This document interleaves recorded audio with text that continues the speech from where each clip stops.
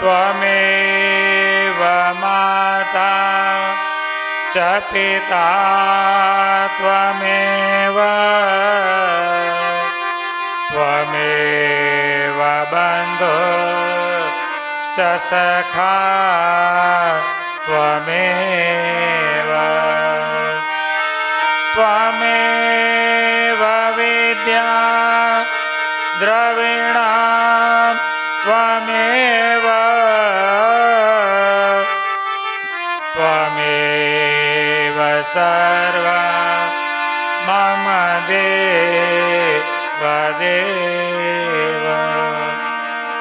અનંત કોટી બ્રહ્માંડના અધિપતિ, સર્વાવતારી, સર્વોપરી, સદાય પ્રગટ અને પ્રત્યક્ષ પૂર્ણ પુરુષોત્તમ શ્રી સ્વામિનારાયણ બાપા, આપણા ગોપાળ બાપા, નિર્ગુણ બાપા, ઈશ્વર બાપા, શ્રી સ્વામિનારાયણ ગાદીના આદ્ય આચાર્ય પ્રવર, ધર્મ ધુરંધર, સનાતન ધર્મ સમ્રાટ, પરમ કલ્યાણકારી જીવન પ્રાણ સ્વામી બાપા, સદ્ધર્મ રત્નાકર, સનાતન ધર્મ સંરક્ષક, વિશ્વ વાત્સલ્ય મહોદધિ, પ્રેમ મૂર્તિ આચાર્ય સ્વામીજી મહારાજ, જ્ઞાન મહોદધિ વર્તમાન આચાર્ય સ્વામીજી મહારાજ, પૂજનીય સંત મહાનુભાવો,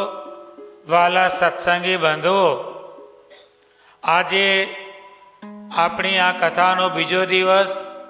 તો આજના પ્રસંગે આ દિવ્ય અક્ષરધામની સભામાં ઉપસ્થિત સર્વ પોતાના મુક્ત મંડળને સ્વામિનારાયણ બાપા, સ્વામી બાપા, આચાર્ય સ્વામીજી મહારાજના દિવ્ય સ્નેહ અને આશીર્વાદ પૂર્વક સર્વને જય શ્રી સ્વામિનારાયણ.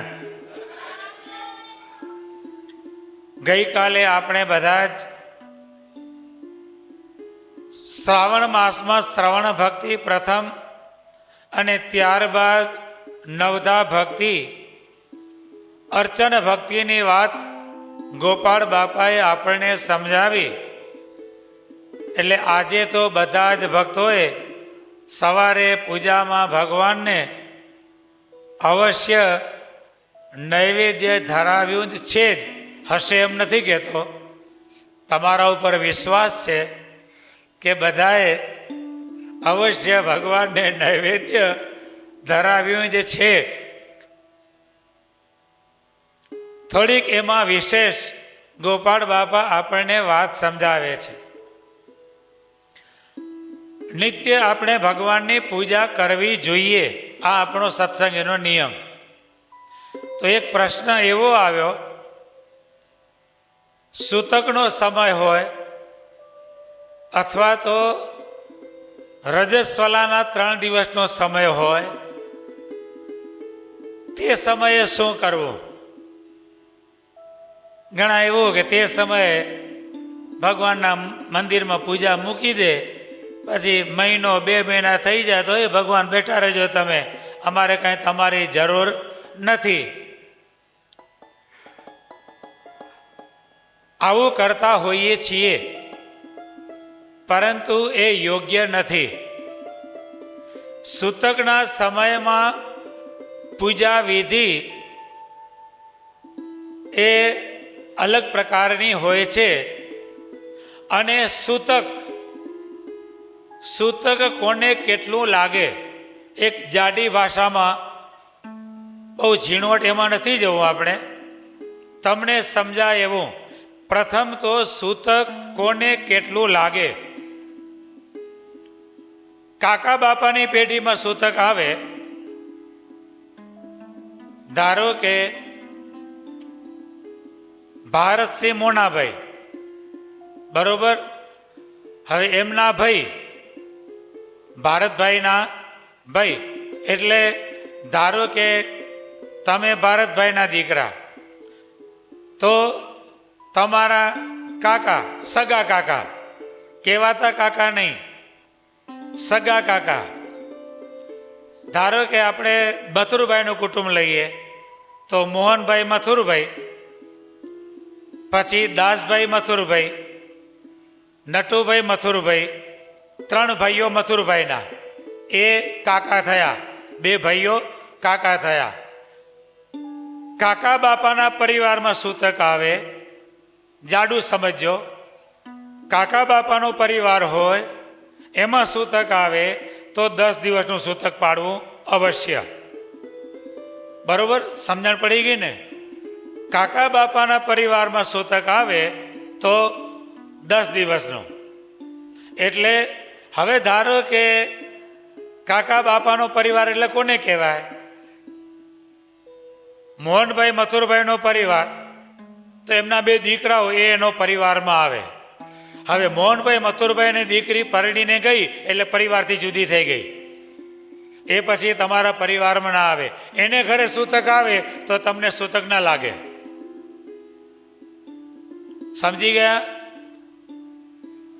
દીકરી પરણીને ગઈ એટલે એનું ગોત્ર બદલાઈ ગયું, પછી એનું સૂતક તમને 10 દિવસનું ન લાગે. એટલે કાકા બાપાનો પરિવાર એમાં જે સૂતક આવે તે 10 દિવસનું. અને મામા ફુવા માસા એટલે તમારી ઘરવાળીનો પરિવાર આવી ગયો, બધો આવી ગયો ને. મામા ફુવા માસા ગણો એટલે એમાં એ બધો જ પરિવાર આવી ગયો. એ પરિવારમાં કંઈ સૂતક હોય, મામા ફુવા માસાના પરિવારમાં જન્મ થયો કે મરણ થયું, કંઈ પણ થયું, તો એનું સૂતક તમને 3 દિવસનું લાગે, ફક્ત 3 દિવસ. એટલે જાડી ભાષા કહું છું, મામા ફુવા માસા એમના ઘરે જન્મ થાય યા મરણ થાય એનું સૂતક કેટલા દિવસનું? 3 દિવસનું.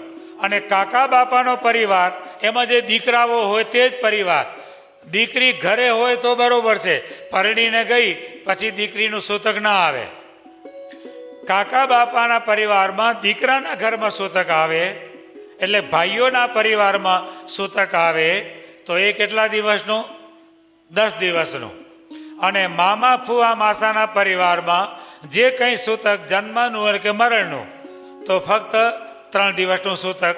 આ સૂતકની વિધિ. હવે સૂતકમાં ઘણા પૂજા પણ નથી કરતા અને તિલક ચાંદલો પણ નથી કરતા, તો એ વસ્તુ ખોટી છે. પૂજા પણ થાય અને તિલક ચાંદલો પણ થાય. તિલક ચાંદલાનો શાસ્ત્રીય નિષેધ નથી. પછી ઘણા એને લોકલાજ આડી આવતી હોય તો વસ્તુ ઠીક છે, ન કરતા હોય. એ કોણ છે? એ લોકલાજવાળા છે.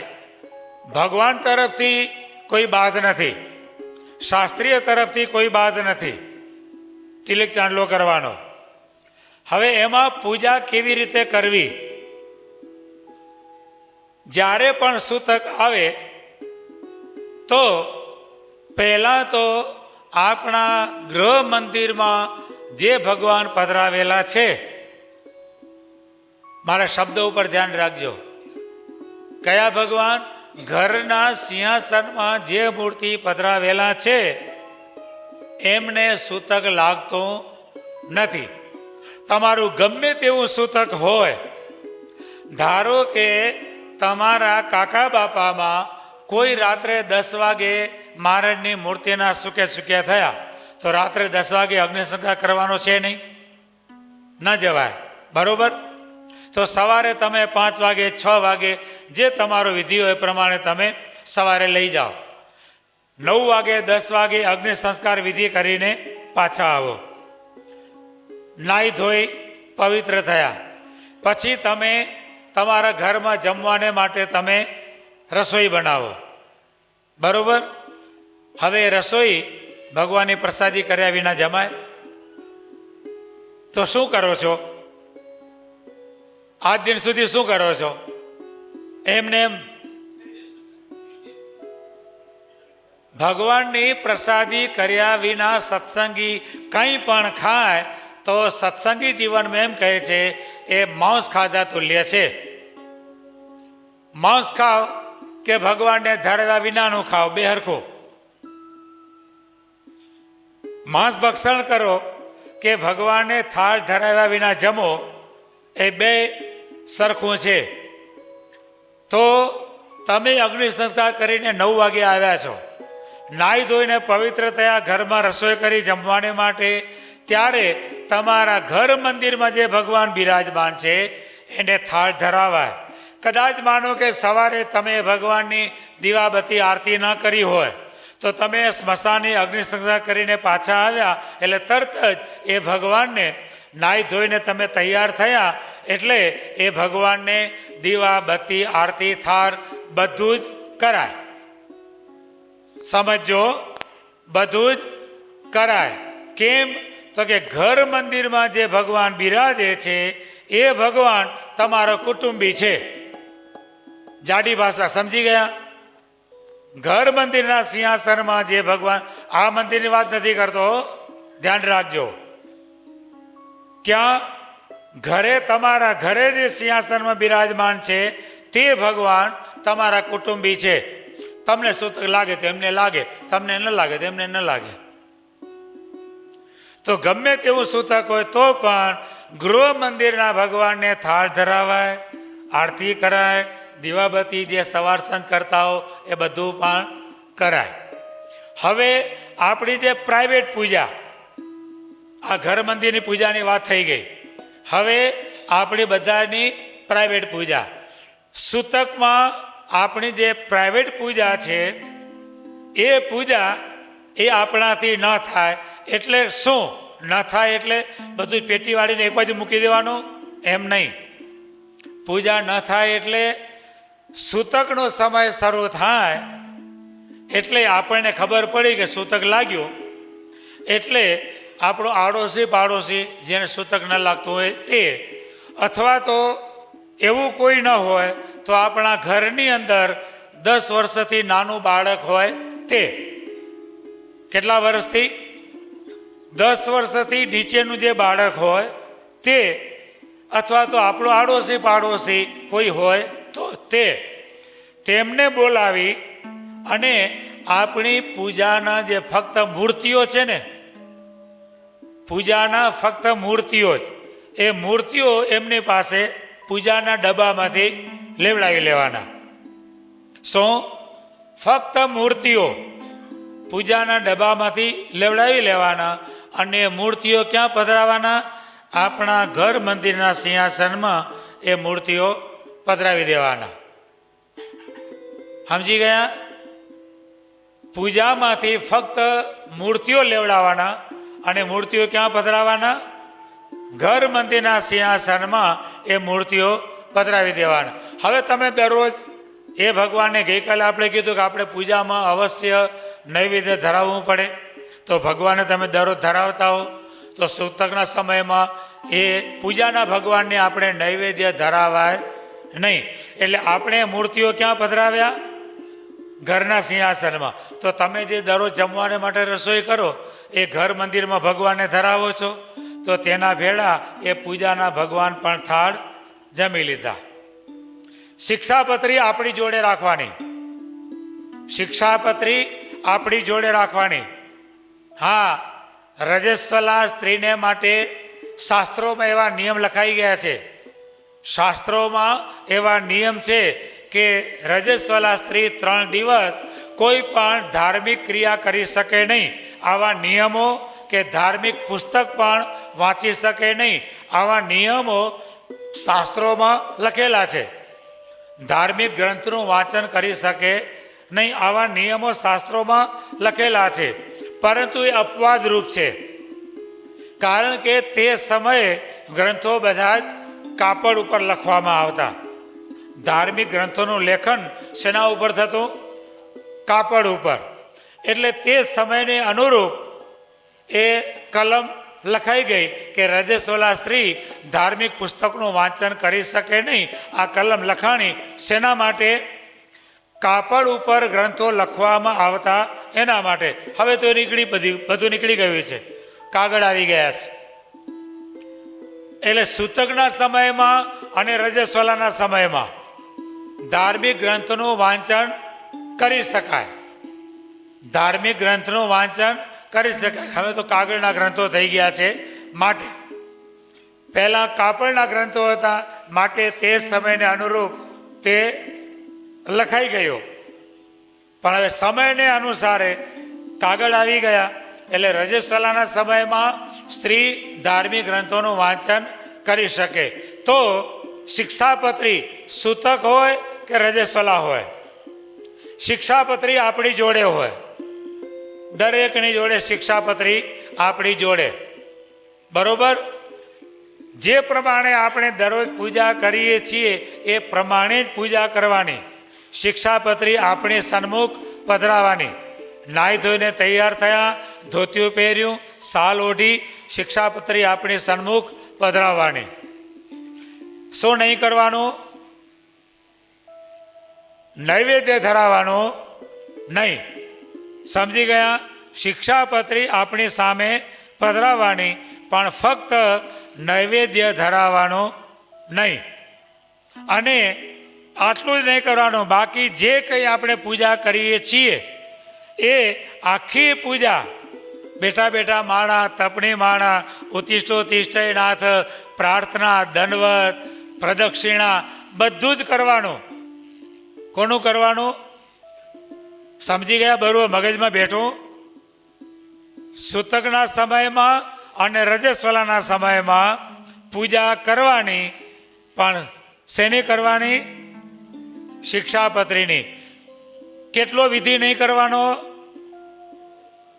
ફક્ત નૈવેદ્ય નહીં ધરાવવાનું. બાકી બધી જ આખી પૂજા, તિલક ચાંદલો પણ કરાય અને શિક્ષાપત્રીની પૂજા પણ કરાય. આ તો ઘણા સૂતક આવે એટલે મંદિરમાં પૂજાના મૂર્તિ મૂકી ગયા, તે મૂકી ગયા, પછી 10 દાડાનું સૂતક પતી જાય, 15 દાડા થઈ જાય, મહિનો થઈ જાય, તો ભગવાન તો આવીને જ રાહ જોતા હોય કે ક્યારે મારું બાળક મને લેવા આવે. તો એટલા બધા દિવસ પૂજા કર્યા વિના તમે રોજ ખાઓ પીવો અને જલસા કરો તો ભગવાનનો કેટલો દ્રોહ કર્યો.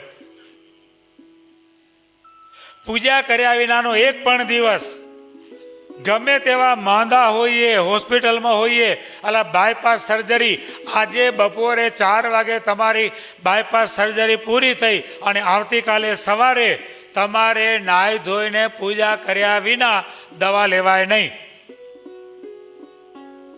તો ખરેખર આ ભક્ત કહેવાઈએ. હોસ્પિટલમાં હોઈએ, બાયપાસ કરેલું હોય, બધી નળીઓ ચડેલી પડી હોય, તો પણ પૂજા કર્યા વિના એક ગોળી પણ લેવાય નહીં. તો તમને એમ થાય કે ત્યાં અમારે કઈ રીતે નાવું ને પૂજા કરવી? હોસ્પિટલમાં નળીઓ બધી ચડેલી પડી હોય તો એના પણ વિધિ છે.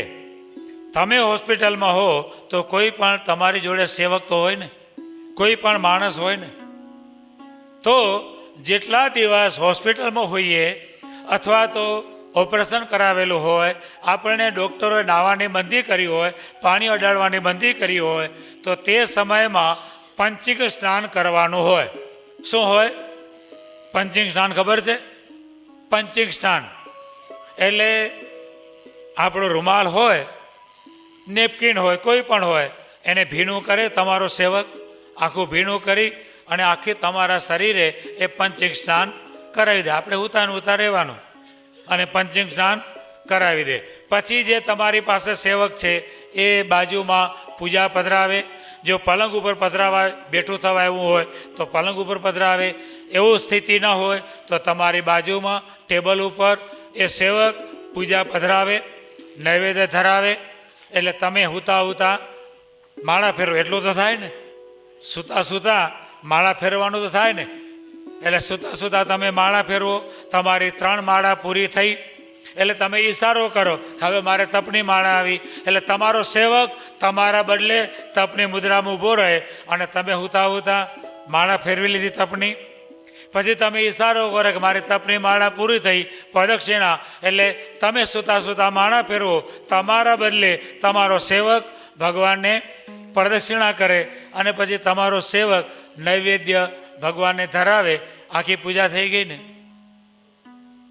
બાકી આપણો આ એક નિયમ, ગમે તેવી પરિસ્થિતિ હોય તોય પણ કોઈ દિવસ પૂજા કર્યા વિના સત્સંગી માત્રે રહેવું નહીં.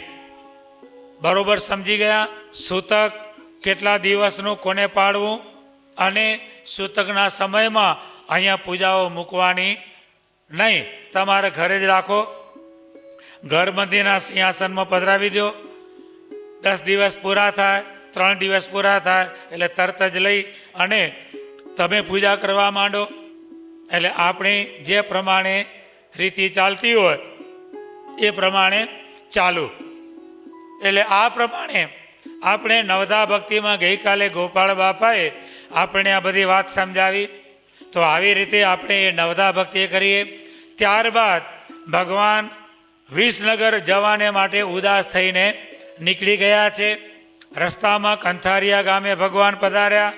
ત્યાં રજપૂત ભક્ત દ્વારા ગામમાં થતી હિંસા તે બંધ કરાવી અને ત્યાંથી ભગવાન વિજાપુરમાં વજીબાને ત્યાં પધાર્યા છે. ત્યાંથી આગળ કથા ગોપાળ બાપા આપણને સંભળાવે છે. શ્રી ગોપાલ બાપા વાચ મુને વિજાપુરમ ધાર્મિર્વર્ણિના સમમાયયો ઉવાસયત્ર વિજ્ઞાખ્યા ભક્તાત્મન ઉદારધિ પૂર્વમ યાવામિનામાસિત મતમ સમાશ્રિતા તદા વિતરાગાન શિશેવેશા દુરાચાર પરાયણાન એકદા રામદાસાખ્યો મુનીન્દ્રો મંડલાન્વિત સમાગચ્છન ચરંસ્તત્ર યયૌ ચ તન્નિકેતનમ તસ્યાપી સન્મતિર્સ્તરી સાતિથેય મુનિર્વ્યદાત સોપી તદભિજિતસ્તસ્ય બોધયામાસ સદૃશમ તત પ્રભૃતિ સા ભક્તા દુરાચારાન વિરાગિણ આયાતાન સ્વગૃહમ જ્ઞાત્વા પાપં સ્થાનિરસારયત નિશ્ચિત્યૈવા ભજત સૈકમ સ્વામિનારાયણં પ્રભું તન્નિશ્ચય પરીક્ષાર્થમ નિશ્ચિકાય હરિહૃદિ પ્રવિશ્યાથ પુરમ સાર્ધ વર્ણિનામ તત્પુરૌકશ પ્રપચ્છૈવમ નિવાસાર્થમ કિંચિદસ્તત્ર સ્થલમ. ગોપાળ બાપા સ્વામિનારાયણ ભગવાનના ચરિત્ર સંભળાવતા કહે છે કે હે મુને, મુને શબ્દ ગોપાળ બાપા નિર્ગુણ બાપાને માટે વાપરે છે. આપણો આ કારણ સત્સંગ ગ્રંથ રચયિતા ગુરુદેવ જીવન પ્રાણ સ્વામી બાપા છે. પણ કોઈ પણ આવો દળદાળ ગ્રંથ રચાય તો એની અંદર સંવાદ હોય. એક પ્રશ્ન પૂછે અને બીજા એનો ઉત્તર કરે. આ પ્રમાણેના સંવાદમાં એ ગ્રંથ રચાય.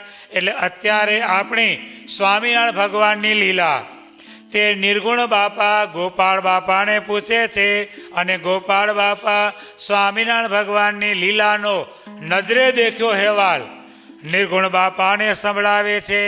આપણે બધાએ નિર્ગુણ બનવાનું છે. નિર્ગુણ બનીએ તો આ કથા યાદ રહે. નિર્ગુણ એટલે અત્યારે આપણે કથા સાંભળીએ, માયાનો કોઈ પણ ગુણ આપણામાં હોવો જોઈએ નહીં. શુદ્ધ બ્રહ્મરૂપ એટલે કે પુરુષોત્તમ રૂપ થઈ અને ભગવાનની કથા સાંભળીએ તો કથા યાદ રહે. આ તો બધા ફરિયાદ કરે, બાપજી કથા તો બહુ સાંભળીએ છીએ પણ યાદ નથી રહેતી. કીર્તન ઘણા મોઢે કરવા છે પણ યાદ નથી રહેતા. ક્યાંથી રે? માયાના ગુણ ભર્યા છે.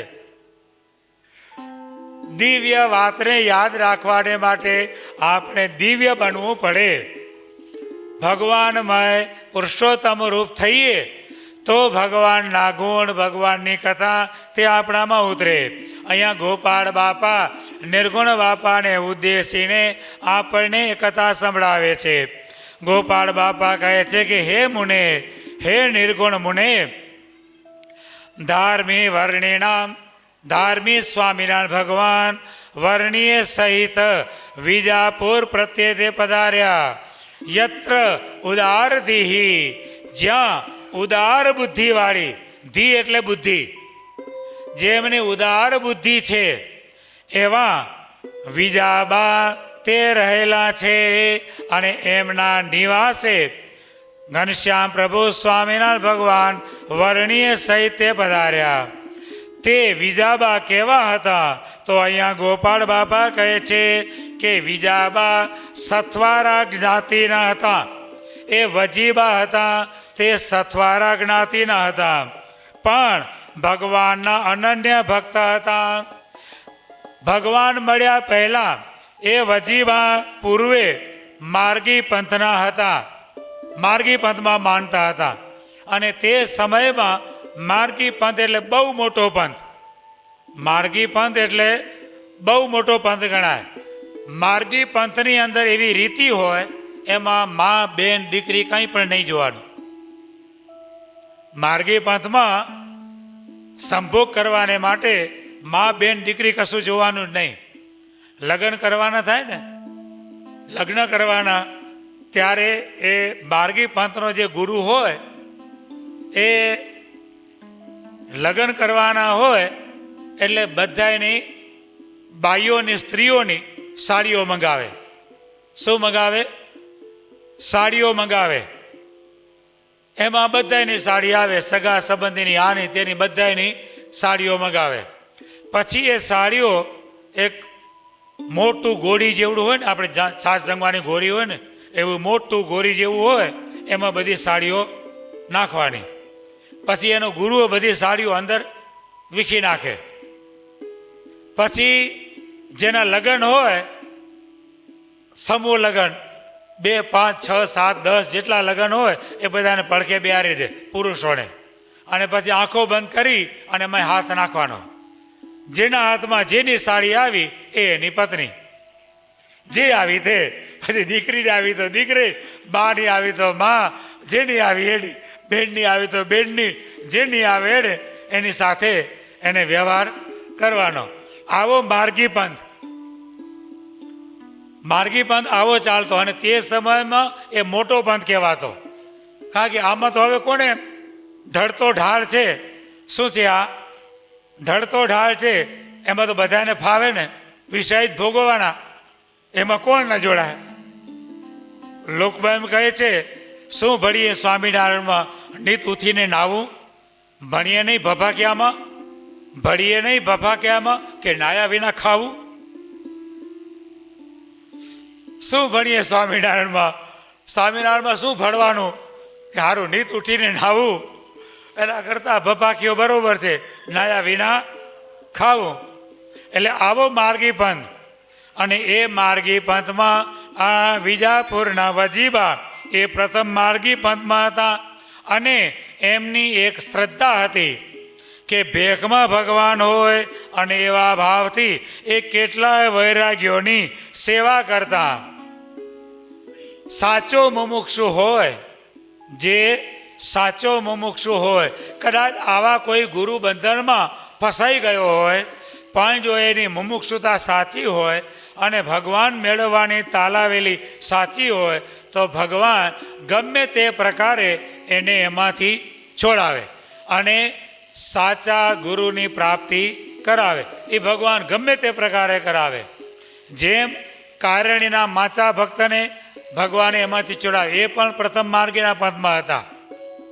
એમાં વજીબા પણ માર્ગીના પંથમાં હતા, પણ એમને ભગવાનને મેળવવાની તાલાવેલી હતી કે મારે ભગવાન મેળવવા છે. સાચા ગુરુને શોધવાની રીતિ આપણને સ્વામિનારાયણ ભગવાને નીલકંઠ વર્ણની વેશે આપણને બતાવી છે કે સાચા ગુરુને કઈ રીતે શોધવા. વર્ણિરાજ 7 વર્ષ સુધી વનમાં વિચર્યા. જ્યાં જ્યાં ગયા ત્યાં 5 પ્રશ્નો પૂછ્યા.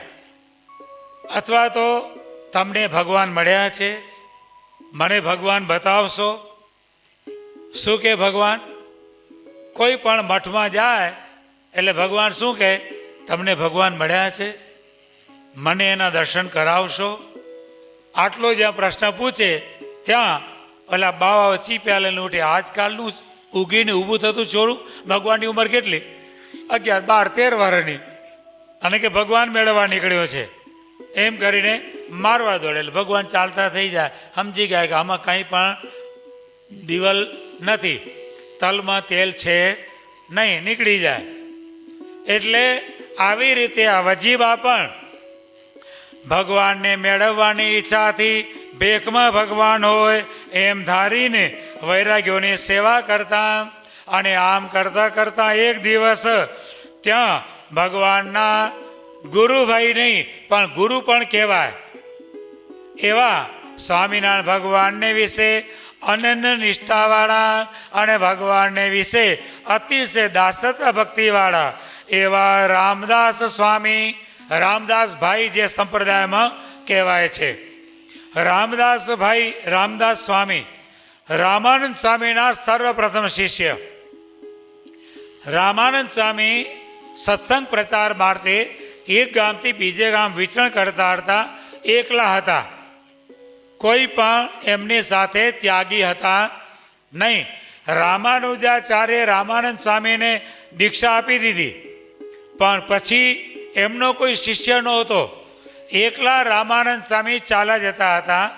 રસ્તામાં આ રામદાસ સ્વામી ખેતરમાં ખેડ કરતા હતા, હળ હાંકતા હતા. ખેતરમાં હળ હાંકતા હતા. હવે રામાનંદ સ્વામી ત્યાંથી પસાર થયા. મુમુક્ષુને ઓળખી ગયા કે આ મુમુક્ષુ છે. રામાનંદ સ્વામી મુમુક્ષુને ઓળખી ગયા. ઝવેરી હોય એ હીરાને પારખી લે. ઝવેરી હોય તો હીરાને પારખી લે. એટલે હીરા ન હોય ને ખાણમાં પથરા નીકળે ને, પથરા, એ પથરા ઓળખનારા હોય ને એ પથરાની કિંમત કરે. આપણે ગોવિંદભાઈ હતા મુનસાળવાળા, એ હીરાના પથ્થરના પારખું હતા. એ ડુંગરામાં રખડ્યા કરે. આપણે તાકા કેમ રખડતા હશે, પણ એ પથરા ભેગા કરતા હોય, બોલો. અને પછી એ પથરા વેચે. એ પથ્થરના પારખું હતા. આપણા સત્સંગી હતા, બાપાના બાળક હતા. એટલે જે ઝવેરી હોય હીરાને પારખી લે. રામાનંદ સ્વામીએ આ હીરાને પારખી લીધો કે આ મુમુક્ષુ છે. એટલે હળ હાંકતા હતા, ખેતરમાં હળ હાંકતા હતા. અને રામાનંદ સ્વામી એટલું જ કીધું કે અલ્યા રામ, નામ શું હતું એનું? રામ હતું. એટલે કહે છે કે અલ્યા રામ, ક્યાં સુધી આ સંસારમાં પડ્યો રહીશ, ચાલ ભગવાન ભજવા. આટલો જ ઉપદેશ કર્યો. રામાનંદ સ્વામી બીજું કાંઈ બોલ્યા નથી, આટલો જ ઉપદેશ કર્યો. અને એટલામાં એ રામભાઈએ તરત જ બળદની રાસ હતી, નાખી દીધી બળદ ઉપર. ત્યાંથી સીધા રામાનંદ સ્વામી જોડે ચાલતા થઈ ગયા. બોલો. ઘરે કહેવા પણ ગયા નહીં કે બળદ મૂકવા પણ ગયા નહીં. બળદને ઘરે મૂકવા પણ ગયા નહીં કે ઘરે કોઈને વાત કરવા પણ ગયા નહીં. આવા હોય ને એ જ સાધુ થઈ શકે. બાકી અહીંયા કઈ સાધુ થવા આવું છે? બાપજી મારી માને પૂછીને આવું તો સમજી લઈ ગઈએ કે ભાઈ આવી રહ્યો. એના કોઈ દાડો આવવાના ચાન્સ જ નહીં. જે પૂછવા જાય કોઈ દાડો ના આવે. પૂછવા જાય ને એ કોઈ દિવસ ના આવે. પણ કોઈને એમ કહીએ સાધુ થવા આવું છે, હા આમ કરીને આગળ પગલું મૂકે ને તો સમજીએ કે ભાઈ આ આવશે. બાકી એમ કે ઘરે પૂછીને આવું, અહીંયા ભગવાનના ચરણમાં ભગવાન પાસે સેવા નોંધાવી હોય અને કોઈ એમ કે મારા ઘરનાને પૂછવું પડે તો સેવા કરી શકે નહીં. પછી કાં તો એ લખાવી દે તમને પૂછ્યા વિના તો બરોબર થાય, અને કાં તો તમે એને પૂછ્યા વિના લખાવી દો તો બરોબર થાય. બાકી એકબીજાને પૂછવા જાઓ તો ઘટી જ જાય. સમજ્યા? આંકડો ઓછો થઈ જાય. એકલા લખાવે તો આંકડો અપ જાય. એ એકલા લખાવી દે તો તમારા કરતા આંકડો અપ જાય. એટલે પૂછવા જાય તો ભગવાન ભજી શકે નહીં. રામભાઈ ઘરે પૂછવા પણ ગયા નહીં અને બળદ મૂકવા પણ ગયા નહીં. એમને એમ ખેતરમાં ને ખેતરમાં રાસ નાખી દીધી બળદ ઉપર અને રામાનંદ સ્વામી સાથે ચાલી નીકળ્યા. એમને દીક્ષા આપી અને રામદાસ સ્વામી, આવું રામાનંદ સ્વામી એમનું નામ પાડેલું. સર્વપ્રથમ શિષ્ય રામાનંદ સ્વામીના આ રામદાસભાઈ હતા. અને એ રામદાસભાઈને સ્વામિનારાયણ ભગવાનને વિશે અત્યંત દાસત્વ ભક્તિ અને ભગવાનનો અતિશય દ્રઢ નિશ્ચય. એ રામદાસ સ્વામીનો પ્રસંગ આજે જોઈ લઈએ. ત્યારે પ્રસંગ નીકળ્યો એટલે રામદાસ સ્વામી જ્યારે મૂર્તિના સુખ્યા થવા તૈયાર થયા, એમનો જ્યારે ધામમાં જવાનો સમય આવ્યો તે દિવસે એમણે સવારે આખા જેટલા ગઢપુરમાં અને આજુબાજુમાંથી બધા એને આજુબાજુ જે સંતો હતા, ભક્તો હતા, બધાને રામદાસ સ્વામીએ સવારે પોતાની પાસે ગઢપુર બોલાવ્યા. બધાને સવારના પહોરમાં ગઢપુર બોલાવ્યા અને પછી બધાની સભા કરી અને છેલ્લા દિવસે નક્કી છે કે આજે મારે અંતર્ધાન થવાનું છે, પોતાને જ થવાનું હતું. એટલે રામદાસ સ્વામીએ છેલ્લા દિવસે બધા જ સંતો હરિભક્તોની સભા કરી અને છેલ્લે રામદાસ સ્વામી એમ કહે છે કે સંતો હરિભક્તો, આજ સુધી તમે બધા જ સ્વામિનારાયણ ભગવાનને ગમે તે રીતે ગાયા ને ગમે તે રીતે સાંભળ્યા અને ગમે તે રીતે સમજ્યા. કારણ કે નંદ સંતોએ ભગવાનને કૃષ્ણ સ્વરૂપે ગાયા, શાસ્ત્રો લખાણા તો કૃષ્ણ ભાવે લખાણા. એટલે બધાને મગજમાં શું ભરાય? એવું જ ભરાય ને. એટલે રામદાસ સ્વામી બધાને ઉપદેશ આપે છે કે આ જે સ્વામિનારાયણ ભગવાન છે તે અનંત કોટી મૂળ અક્ષર રૂપી બ્રહ્માંડોના અધિપતિ, સર્વ અવતારોના અવતારી, સર્વ કારણના કારણ એવા સ્વામિનારાયણ ભગવાન છે. આજ સુધી હું પણ તમને કહેતો નહોતો, કારણ કે ભગવાનની આજ્ઞા હતી કે અમને અત્યારે જેવા છીએ તેવા કહેશો તો લોકો માનશે નહીં, માટે અત્યારે અમને ઢાંકીને ગાઓ, આવી ભગવાનની આજ્ઞા હતી. એટલે હું પણ તમને આવી વાત કહેતો નહોતો, પણ આજે મારે ભગવાનના ધામમાં જવાનું છે, માટે છેલ્લી મારી આ ભલામણ છે કે તમે બધા જ સ્વામિનારાયણ ભગવાનને સર્વોપરી, સર્વ અવતારી, સર્વ કારણ, અક્ષરધામના અધિપતિ, દિવ્ય સિંહાસન ઉપર બિરાજમાન એવા સર્વોપરી ભગવાન જાણજો. આ પ્રમાણે પહેલી રામદાસ સ્વામીએ બધાને ભલામણ કરી દીધી અને પછી કીધું હવે સ્વામિનારાયણ ભગવાનને બોલાવો. અને પછી ભગવાનને બોલાવાને માટે એક સંતને મોકલ્યા, પોતાના મંડળના હતા તેમને. સ્વામિનારાયણ ભગવાન પધાર્યા. રામદાસ સ્વામીની પાટ પાસે, એમના ઢોલિયા પાસે ખુરશી ઉપર ભગવાન બિરાજમાન થયા અને ભગવાને રામદાસ સ્વામીને પોતાની મૂર્તિના સુખ્યા કર્યા.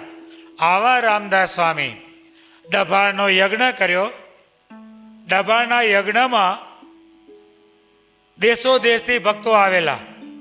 એમાં સુરતના અને વડોદરાના ભક્તો ભગવાનને માટે સરસ મજાના સોનાના દાગીના ને સોનાનો મુગટ ને પ્યોર સોનાનો, ભેગવાળું નહીં, એવા સોનાના દાગીના ને મુગટને આ બધું લાવ્યા. ભગવાને લીલા એવી કરી કે એ બધું જ એમને પહેરેલું રાખ્યું. બોલો, જાણે કે ભગવાનને ગમી ગયું હોય ને, તમને કંઈક સારી વસ્તુ ગમી ગઈ હોય અને પહેરી હોય તો રાત્રે ઉતારો કે એમને હોઈ જા. હે આ પહેલાં, અત્યારે તો બધું નીકળી ગયું. કચ્છમાં પહેલાં સાંઈ બાપા જ્યારે મનુષ્ય પર દર્શન આપતા, કચ્છમાં બાપાને હાર પહેરાવે, પછી પ્રસાદીના હાર બાપા પાછો પહેરાવે, પછી બાપ હોય ને એ હાર એના દીકરાને પહેરાવે. નાનો 15 વર્ષનો, 10 વર્ષનો, 12 વર્ષનો દીકરો હોય ને એને એ બાપ એ હાર પહેરાવે. પછી ઓલો દીકરો છે ને આખો દિવસ આરામ જોયા કર્યો, હાર ઉતારવા ના દે. રાત્રે હુવે ને તો એની માં હાર ઉતાર, નહીં રેવા દે. રાત્રે હુવે તો હાર પહેરેલો રાખે ને હુવે. હાર ગભી ગયા દીકરાને તો આ રાત્રે દાડો હાર પહેર, આખો દાડો આખા ગામમાં રખડે ને હાર પહેરેલો રાખે. અરબ જોએ પાછો બતાવે બીજાને, જો મને હાર પહેરાવ્યો. જે વસ્તુ ગમે એ ક્યારે પણ એનો ત્યાગ કરે નહીં. તો ભગવાને આવી લીલા કરી, સુવર્ણના દાગીના ને બધું ભગવાને પહેરાવેલું. અને ભગવાન રાત્રે ઓરડામાં નહીં, ક્યાં? સભા મંડપમાં મંચ બાંધેલો. મંચ એટલે માછડો, તમારી ભાષામાં. ખેતરમાં તમે રહેવાને માટે માછડો બાંધો ને, રાત્રે હુવું હોય તો બંધાવ ને. એવો ભગવાનનો મંચ બાંધેલો અને એના ઉપર ઢોલિયો, એવો મંચ બનાવેલો અને એના ઉપર ઢોલિયો. કથા વાર્તા પૂરી થઈ એટલે રાત્રે ભગવાન ત્યાં ને ત્યાં જ પોટી ગયા, બોલો. અને બધા સોનાના દાગીના પહેરેલા અને એમને ભગવાન પોટી ગયા. ભગવાનને લીલા કરવી હતી. એટલે પાર્ષદો ચોકી કરતા હતા, એને બધાને ભગવાને ઊંઘ મૂકી. એ મારા બેટા. અને એવા સમયમાં કોઈ એક ગાંડો, સમજ્યા, ગાંડા થાય ને એ જ ભગવાનને પામી શકે. દુનિયામાં ડાયો ડાપણમાં દુઃખ પામે, ડાયા બધા દુઃખ જ પામ્યા છે. જે ગાંડા થાય ભગવાનની આગળ એ જ ભગવાનને મેળવી શકે. એવો કોઈક ગાંડો અડધી રાત્રે ચડી ગયો મંચ ઉપર, એટલે ભગવાન પોટેલા હતા ત્યાં, અને ત્યાં જઈ અને ભગવાનની બાજુમાં હુઈ ગયો. શું થયું? ભગવાનની બાજુમાં હુઈ ગયો. અને ભગવાનની તો કેવી લીલા આપણે ચેષ્ટામાં ગાઈએ છીએ ને, લગા રડી જાય ત્યારે ઝબકી રે, જાગે સુંદર શ્યામ, કોણ છે પૂછે રે. હે, સેજ કંઈક અવાજ થાય એટલે ભગવાન તરત જાગી જાય. આ તો ગાંડો બાજુમાં હું તો, એટલે ભગવાન જાગી ગયા. અને જેવા જાગ્યા ને ઓલો ગાંડો બાજુમાં જોયો એટલે ભગવાન તો એવા ક્રોધે ભરાણા, એવા ક્રોધે ભરાણા, જે કંઈ દાગીના પહેર્યા હતા ને બધા તોડી ફોડીને મંડ્યા ઘા કરવા અને બૂમો પાડવા માંડ્યા. શું બધા પાર્ષદો અમને મારી નાખવા છે? આ લૂંટારો અમારી બાજુમાં આવ્યો, અમને હુઈ ગયો, અમને મારી નાખ્યા હાથ ને, આ દાગીના ઉતારી લીધા હાથ ને તો શું થાત ને. ભગવાને તો બરોબરનું લીધું. અને ભગવાન પછી મૂકે ક્યારે કેવી લીલા કરવી, અને લીલાની પરાકાષ્ઠાએ ભગવાન પહોંચે. ભગવાન તો લીલા કરવી છે એટલે એવા ક્રોધે ભરણાના એવું ભગવાને બધાને ઉધડા લીધા, શાંત થાય જ નહીં. બધાને ભગવાને ઉધડા લીધા બરોબરના, શાંત જ ન થાય. 15-20 મિનિટ સુધી ભગવાને બધાને બરોબર તતડાવ્યા. કોઈ ભગવાનની બાજુમાં જાય નહીં. કોણ જાય? આવું હોય ત્યારે કોઈ જાય ભગવાન પાસે? કોઈ જાય જ નહીં. થોડી વાર થઈ, 15-20 મિનિટ થઈ એટલે રામદાસભાઈ ધીરે રહી અને ઉપર ચડી ગયા અને ભગવાન પાસે ગયા અને ભગવાનનો હાથ ઝાલ્યો જઈને, છાનારો છાનારો, શાંત થાવ, શાંત થાવ. શું આ બધું આદર્યું છે કે? લ્યો, શું કે ભગવાનને? ભગવાનને રામદાસ સ્વામી કે શાંત થાવ, શું આ લીલા આદરી છે કે? અને આવું કરશો તો જીવોના કલ્યાણ કેમ કરશો? આવી જ રીતે બધાને ક્રોધ કરીને વળશો તો જીવોના કલ્યાણ કેમ કરશો? માટે છાના માણા શાંત થઈ જાઓ. કોઈ તમને મારતો નથી અને કોઈ તમારા દાગીના લઈ જતો નથી. લ્યો તમારા દાગીના પહેરો, પાછા પહેરાવ્યા. અને ભગવાનને જે આટલું રામદાસ સ્વામીએ કીધું, ભગવાન શાંત પણ થઈ ગયા. ઓહો, એવું હતું? અમે જીવોના કલ્યાણ કરવા આવ્યા છીએ? એ તો હું ભૂલી જ ગયો કે લ્યો. ભગવાન કે એ તો હું ભૂલી જ ગયો કે અમારે જીવોના કલ્યાણ કરવા છે, એ તો હું ભૂલી જ ગયો. આવી ભગવાનને લીલા કરી. પણ આવા રામદાસભાઈ ભગવાનને વિશે આવા પ્રીતિવાળા હતા રામદાસ સ્વામી, પણ સત્સંગમાં એ પ્રચલિત થયા રામદાસ ભાઈ તરીકે. રામાનંદ સ્વામીના પ્રથમ શિષ્ય હતા ને, એટલે એ રામદાસ સ્વામી વિચરણ કરતા કરતા વિજાપુર પધાર્યા. અને વિજાપુર પધાર્યા તેમના વાણી અને વર્તન જોઈ અને વજીબા, તમે શું વાતો કરવાના હતા? ભગવાને શું કીધું સંતોને? તમે શું વાતો કરવાના હતા? તમારા વર્તન વાતો કરશે. શું કરશે? તમારા વર્તન વાતો કરશે. આપણો આ સ્વામિનારાયણ સંપ્રદાય આજે આટલો બધો આખા વર્લ્ડમાં, આખી દુનિયામાં આટલો બધો સ્વામિનારાયણ સંપ્રદાય વિકસ્યો, શું વાતો એ કરીને? ના ના ના. સ્વામિનારાયણ સંપ્રદાયના સંતોના વર્તન જોઈને. તે સમયના નંદ સંતોએ કેવા કેવા કષ્ટો વેઠ્યા. ધન સ્ત્રીના ત્યાગી સંતો અને અહિંસા પરાયણ સંતો. ગાલિદાનમ તાડનમ ચ કૃતમ કુમતિ ભીર્જનૈ ક્ષંતવ્યમેવ સર્વેષામ ચિંતનિયમ હિતમ ચ થઈ. આવા દયાવાળા સંતો, આવા ક્ષમાવાન સંતો, એને જોઈને બલભલાના દિલો દ્રવી ગયા. ગમે તેવા હતા, મૂંજા સુરા જેવા. કેવા? મૂંજા સુરા જેવા. બકડાના ટોળામાં પહેરે ને, બકરાના ટોળામાં પે તો 6-8 બકરા ભેગા ઉપાડી જાય. એક મોઢામાં પકડે ને 2 ખભા ઉપર નાખે ને 2 હાથમાં ઉપાડે ને, અને આટલું ઉપાડીને પાછા કૂદી જાય. વાડ કૂદવી હોય તો વાડ કૂદી જાય. આવા પણ એવા પણ સંતોના વર્તનો જોઈ અને સત્સંગી થઈ ગયા. એટલે અહીંયા રામદાસ સ્વામી વિજાપુર પધાર્યા. તેમના વાણી વર્તન જોઈ વજીબાએ તેમના પતિ પ્રાગજીભાઈ તે બંનેને, વજીબાને અને તેમના પતિ પ્રાગજીભાઈને બહુ જ ગુણ આવ્યો.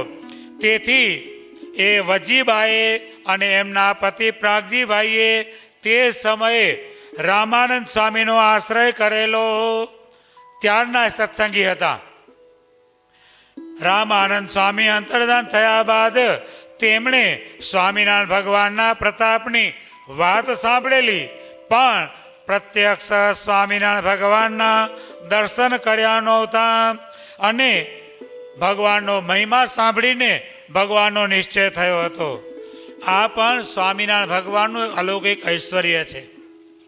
મૂર્તિમાન મળ્યા ન હોય, ગમે ત્યાં હોય, હજારો ગાઉ દૂર હોય, અને ત્યાં સ્વામિનારાયણ ભગવાનના મહિમા કે સ્વામિનારાયણ નામ સાંભળે ને તો ત્યાં રહ્યા પણ મુમુક્ષુને સ્વામિનારાયણ ભગવાનનો નિશ્ચય થઈ જાય. હજુ પ્રત્યક્ષ તો જોયા જ ન હોય. આ ઈશ્વરનું અલૌકિક ઐશ્વર્ય, એ તો ખરું ઈશ્વરનું જ કામ. ભગવાનના ગુણ સાંભળીને ભગવાન વિશે જોડાઈ જાય. બધા મોટા મોટા નંદ સંતો શું ભગવાને પ્રત્યક્ષ જોઈને આવ્યા હતા? એ તો કોઈક જ ભાઈ નિત્યાનંદ સ્વામી એવી લીલા દેખાડી કે ભગવાનની દંત પંક્તિ જોઈ અને સાધુ થવા આવ્યા. બાકી તો કેટલા સંતો ભગવાનના ગુણ સાંભળીને. સ્વયં પ્રકાશાનંદ સ્વામી પરોક્ષમાં વૈરાગી બાવાના ભેગા હતા, અને ત્યાં કોઈક વૈરાગી સ્વામિનારાયણ ભગવાનને ગાળો દેવા માંડ્યો. ત્યાં હલો સ્વામિનારાયણ આવા છે ને, સ્વામિનારાયણ જાદુગારા છે ને, સ્વામિનારાયણ કામણગારા છે, આવું બોલવા માંડ્યું. તો સ્વામિનારાયણ નામ આવે અને હારો પ્રકાશનો ઝબકારો થાય. સ્વામિનારાયણ નામ બોલાય અને પ્રકાશનો ઝબકારો થાય. એટલે સ્વયં પ્રકાશાનંદ સ્વામી એ પણ વૈરાગી જ હતા તે સમયે.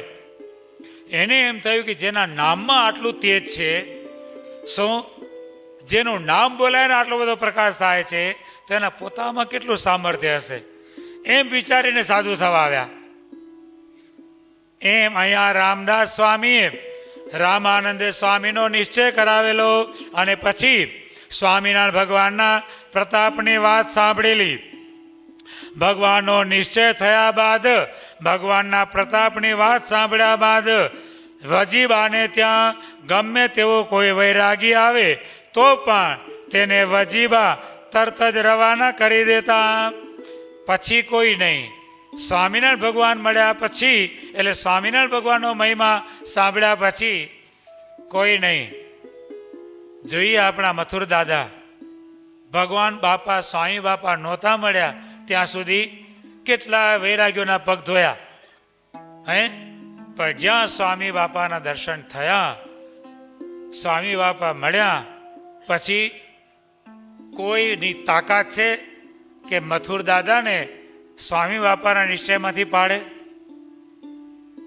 ગમે તેવો બ્રહ્મા જેવો બુદ્ધિશાળી આવે ને તો પણ એ મથુર દાદાને સ્વામી બાપાના નિશ્ચયમાંથી પાડી શકે નહીં. એમ અહીંયા પણ આ વજીબાને ભગવાનનો પ્રતાપ સાંભળી અને ભગવાનનો નિશ્ચય થયો. ગમે તેવો કોઈ વૈરાગી આવે તો પણ તેને તરત જ રવાના કરી દેતા. એ વજીબા સત્સંગી થયા એની ખબર સ્વામિનારાયણ ભગવાનનો દ્વેષી એવો જે લાલદાસ સુબો વિસનગરનો, તેને ખબર પડી. કારણ કે તે સમયમાં વડનગર, વિસનગર, વિજાપુર, કડી, કલોલ, મહેસાણા અને પાટણ આ બધું જ વગેરે જિલ્લાઓનો કાર્યભાર એ લાલદાસ સુબો સંભાળતો હતો. વજીબાની વાત જાણી એ લાલદાસ સુબો બરાબર ધૂંધવાયો. તેણે મનમાં નક્કી કરી લીધું કે ગમે તેમ કરીને વજીબાને સત્સંગ છોડાવીને જ જંપીશ. અને વિજાપુર આવ્યો. પોતાની હૈયાવરા ઠાલવતા ભભૂક્યો કે હે ભાઈ, તું તો સાવ ભોળી છે. એનું દિલ આમ સામાન્ય, ભાઈઓના દિલ બહુ જ ભોળા હોય, સમજ્યા? એટલે ઘણી વખત એવું પણ બને, અન્ય આશ્રય કરવામાં પણ એ જલ્દી નીકળી જાય, ખબર ન પડે. ઘણા બધા લગ્ન થયા હોય, 5-10 વર્ષ થાય અને એટલે 2-4 બાઈઓ બીજી ચડાવનારી મળે કે ફલાણીની બાધા રાખ, જો ઓલીએ રાખી તો એને થઈ ગયું, તું રાખીશ તો તને થઈ જશે. પછી ભલે ને સ્વામિનારાયણની હોય તો એના માટે ત્યાં પહોંચી ગયા, તમને ખબર ન હોય, અને ક્યારે ક્યાં પહોંચી ગઈ. અડે એની બાધા કરી આવે, કારણ કે એના દિલો બહુ ભોળા હોય છે. અને જો એના દિલમાં એક વસ્તુની દ્રઢતા થઈ ગઈ તો એના જેવી કઠણ પણ કોઈ નહીં. બે વાતે છે, જો એને દ્રઢતા ન થાય તો ભોળું પણ દિલ એનું વધારે, અને જો દ્રઢતા થઈ ગઈ તો કઠણમાં કઠણ દિલ પણ એનું. પછી ગમે તેવું આવે, ખુદ એનો ભાયડો, એનો ધણી આવે ને તો પણ એને એક બાજુ નાખી દે નિશ્ચયમાં. હો, જો એક વખત દ્રઢ નિશ્ચય થઈ ગયો તો એનું દિલ કઠણ એટલું કે એને પછી મૂકે નહીં. અને જ્યાં સુધી સાચી વસ્તુની પ્રાપ્તિ ન થાય ત્યાં સુધી ભોળું પણ દિલ એનું બધા એને પોડવી જાય, સમજ્યા? ગમે તો ધુતારો આવે ને તે પોડવી જાય, એટલે એને આટલા દાગીના ડબલ કરી દઈશ એટલે આપી દે તરત, એટલું દિલ ભોળું. એટલે આ પ્રમાણે લાલદાસ સુબાને એમ કે વજીબા ભોળા છે, તું ભરમાવીશ તો ભરમાઈ જશે. એટલે કહે છે કે હે ભાઈ, તું તો સાવ ભોળી છે. ક્યાં સ્વામિનારાયણ માયા જાળમાં તું ક્યાં વેચાઈ ગઈ? જોજે હો, પાછળથી પસ્તાવું ન પડે. વજીબાએ પણ તેને જડબાતોડ જવાબ આપ્યો કે સુબા, એક સ્પષ્ટ વાત કાન ખોલીને સાંભળી લો. અત્યાર સુધી તો ઢોંગી, ધુતારા, વ્યસની, પાખંડી ઘણા બાવાઓ આવતા, એમાંથી મને ભગવાને ઉગારી છે. તમે જેનો દ્રોહ કરો છો એ સ્વામિનારાયણ તો સર્વોપરી સર્વાવતારી ભગવાન છે, અને તેમના સંતો પણ અતિશય પવિત્ર અને નિયમ ધર્મયુક્ત છે. જો તમે તમારું કલ્યાણ ઈચ્છતા હો તો મારું માનો, સ્વામિનારાયણ ભગવાનનો આશરો સ્વીકારી લો, ન્યાલ થઈ જશો.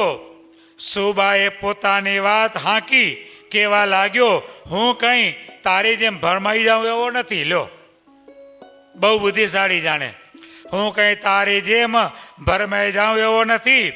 હું તો રાહ જોઈને જ બેઠો છું કે સ્વામિનારાયણ અહીં વિસનગર ક્યારે આવે. જો એ મારા હાથમાં આવશે તો તેમને પકડીને જેલમાં પૂરી દઈશ. વજીબાએ પણ સુબાને પોતાની ખુમારીપૂર્વક કહ્યું કે સુબા, તમે શું મારા સ્વામિનારાયણ ભગવાનને પકડી શકવાના હતા? મારા ભગવાન તો દરેકના દિલમાં કેદ થઈ ગયેલા છે. એને તારા જેવો સુબલો એક જેલમાં શું કેદ કરવાનો હતો? ભગવાન તો બંધુ, ભગવાનની કેદ કઈ છે? આ બધા ભક્તોના હૃદય છે ને, એ ભગવાનની કેદ છે. ભગવાન ક્યાં પુરાય?